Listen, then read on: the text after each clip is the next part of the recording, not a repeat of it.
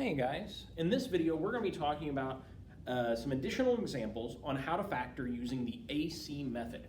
Now if you haven't heard of this before and you haven't watched the other videos about the AC method, you probably want to check those out first because we're going to be going fast through this problem, just seeing how it's done pretty quick. But I do have another video available that goes over these steps in pretty good detail about how and why we do things. So check it out if this is brand new to you. But we have our trinomial here. Now let's never forget the first question we need to ask ourselves with any trinomial before we apply one of these factoring methods is there a greatest common factor to it? And in this case, you betcha, there absolutely is. The greatest common factor among that trinomial is 4. So what we're going to need to do is actually factor out that 4 and see what we have left, since all 3 of these terms are divisible by it. When we take 4 out of 20x squared, we get 5x squared. We take 4 out of 28x, and we get 7x. And we take 4 out of negative 24, and we get negative 6. So you'll see we actually now have a different polynomial that still fits our criteria of using the AC method that we're going to be using here. We always take out this greatest common factor because these processes don't quite work too well if we don't. We're not going to get the right answer in the end if we don't factor that out. So that always has to be our first step that we do with any type of polynomial we're looking to factor. So this here, written in black ink, is the polynomial we're actually using. Now I always like to start off problems like this defining and identifying what my A, B, and C values are. So here I have A is 5, B is 7, and C is negative 6. And now, I'm going to follow my order of steps. Step 1 asks me to multiply A times C. Well, A times C, 5 times negative 6, is going to get me negative 30.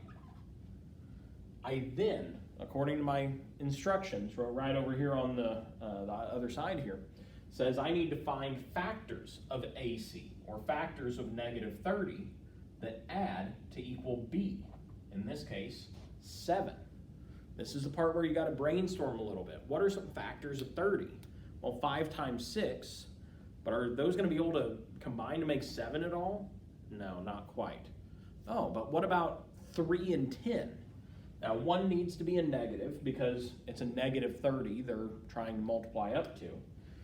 So that sounds to me like negative 10 and positive 3. Negative 10 times 3 makes negative 30. Negative 10 plus 3 makes 7. Or it doesn't. Is this supposed to be 7? Yeah, it is supposed to be positive. So maybe that's actually a positive 10 I want and a negative 3. That's more like it, right?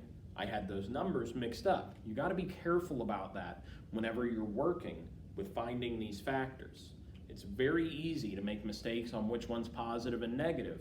Got to make sure those are right.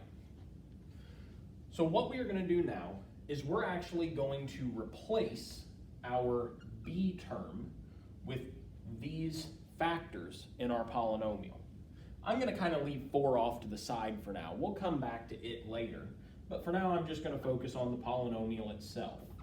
So 5x squared, but then instead of writing 7x, I'm going to write my factors, 10 with an x with it, and negative 3, again with an x, instead. Now, I want to group these terms as the first 2 and the second 2. I want to make 2 groups of these 4 terms. And in each of these groups, or each of these sets of parentheses, I'm going to find my greatest common factor. 5x squared and 10x. What's the greatest common factor among those terms? 5x, right? They both have a 5 in common. They both have at least one x. So I'm going to go ahead and factor that out. When I take 5x out of 5x squared, I have x left over. When I take 5x out of 10x, I have 2 left over. Let's take a look at my second ones here. negative 3x and negative 6. What do they have in common? Negative 3.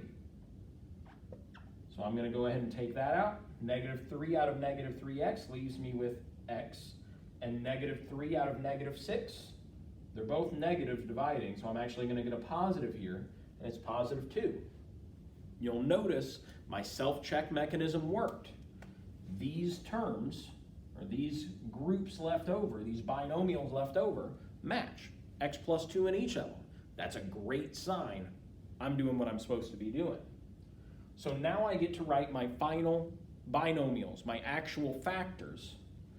One of them made of the greatest common factors that I took out. So 5x minus 3. My other one being what is actually inside those remaining binomials, x plus 2. Let's not forget as well, we took that 4 out at the very beginning, so we are going to write it with our answer here at the end off to the side. If you have any questions about this process, feel free to drop them below, and if you want to see another example, I can always make another video going over some further problems. Thanks for watching, guys, and I'll see you next time.